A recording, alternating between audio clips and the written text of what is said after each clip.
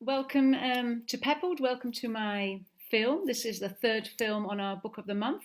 Our theme for December, as I'm sure you know by now, is all about needs and wants. And the book that we have chosen is Those Shoes. Here we go, this way, Those Shoes, written by Mary Beth Boltz and illustrated by Noah Jones. Now, I love our theme, needs and wants. I think it's so timely. As Sandy mentioned, December is a big month of spending in many European countries, not just in Europe, I guess all around the world. But so focusing on needs and wants or giving this opportunity of reflection, I think is very timely. And shoes, those shoes, I've been there. I know what it is or what it's like wanting to have this pair of shoes, this pair of trainers, the pair of trainers that everybody is wearing. In my time, it was the high top Reebok in white with Velcro at the top. From what I understand, reading up a little bit about the author, this book was stimulated by her own experiences of wanting that pair of shoes and the one that everybody had.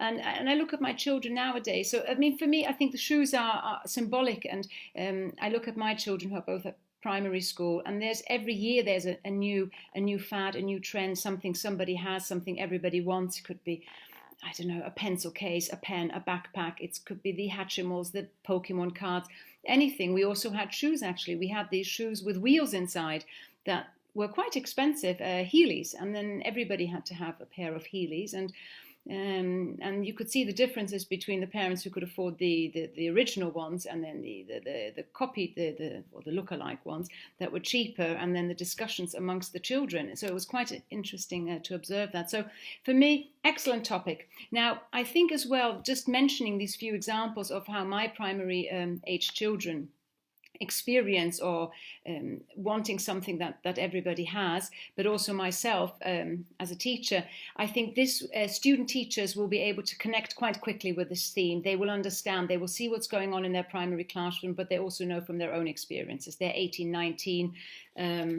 so I think they will be able to identify with the theme of wanting something. Now, I understand, point Sandy raised, that discussing wants and needs can be a bit of a challenge. And I think the needs is really an interesting aspect, because that's something that we don't really often discuss. Of course, in education, we do a needs analysis, but it's not a needs of what we need for our lives, so to speak, as in, items and goods. So what I thought with this book I would do, actually, I had a look around, and what I came across was really quite interesting. I found that there are a number of teaching guides and parent guides that have been made for this book. So here is one, Those Shoes Parent Reading Guide and this is quite interesting. It focuses on the theme of needs and wants, but links it to the aspect of managing your money. What can you afford? Looking at living in debt. Then there is this module, which is from Teaching Children Philosophy. So this book's got three main aspects, I think, if I'm not mistaken. So it looks at generosity, selflessness, distributive justice, and generosity. Then we have got Those Shoes. This is actually the teacher's pack created by the publisher Candlewick. And I think some great ideas. And then I came across it's not really a teaching guide, it's a few pages from a book called The Read Aloud Scaffold, Best Books to Enhance Content Area Curriculum, by Judy Bradbury. And she uses this book and has also some activities or some aspects in it. So I thought I would obviously give student teachers, we would look at this book together, and it is text rich, so there is a lot of text in there. So and there's a bit of dialogue in there, which makes it quite interesting. So I would read it together with the student teachers. I think we really need to familiarise ourselves and see how they identify with this book and how they think children would identify with this book, because it's important that it fits the context of where they're teaching and fits the children in their class. And then I think I would really work with these teachers' guides, and I would make my session focus on adapting and selecting activities from these guides. So I really would like teachers to work, student teachers, to work in groups, to go through these activities, look at what other people have created, what they have written, what they have thought, and then select what they think would be suitable to create a lesson with a pre-reading, a reading, and a post-reading phase based on activities that they've found here and that they've adapted to suit their context and to suit the needs of their class, and of course the English level of their class. So I agree with that. I think because of the richness, whereas I think the topic suits younger primary children, I think this book with the text, with the amount of text that is in this book, because I don't know if you have a copy, but if you don't, so there you can see it's quite. The sentences are not too long, but there are just pages generally where there's quite a bit of text. And I mean, the illustrations will aid the learner. They will be able to follow Jeremy's and his friend Antonio through the story, and I'm sure they will understand quite a bit.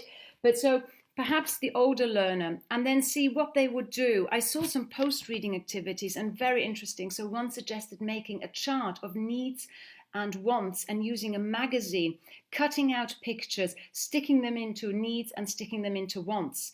And this, of course, you could have the starting point of the black trainers with the white stripes as, the want. The snow boots is what you need. And because it is cold, and that's what makes this book also so interesting from this time of the year, because in most European countries it's getting quite cold now, and as Sandy mentioned, the end papers here we start in fall up here, and at the end we have got him,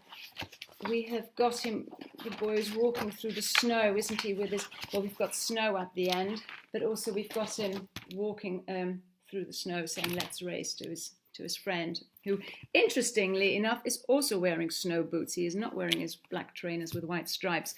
But so I think finding this needs and wants chart, I think, is a great idea. And the other thing that I came across was, or what I was thinking about when I was looking at the dialogues and looking at how this story progresses with the ins and outs of the different scenes, I thought you could actually act this out, and older children could write a reduced, shorter dialogue. One could write the dialogue for what are the children saying to each other, short sentences. So I thought, that's something I'd like to do. I'd like to do a demo version. I'd like to get student teachers to actually practice writing a little play based on this book.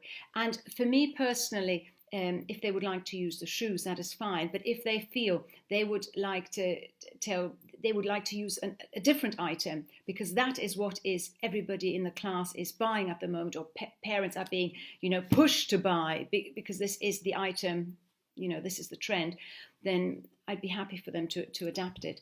So those are my few ideas for this book. Very, very interesting, and definitely something worth considering, especially in teacher education. And so I hope you've liked these few ideas. I will be posting the links to all the teacher guides when the video is posted. And with that, I wish you all a lovely winter break. Enjoy the time with family and friends, and I will see you in 2020. Thank you for watching. Bye.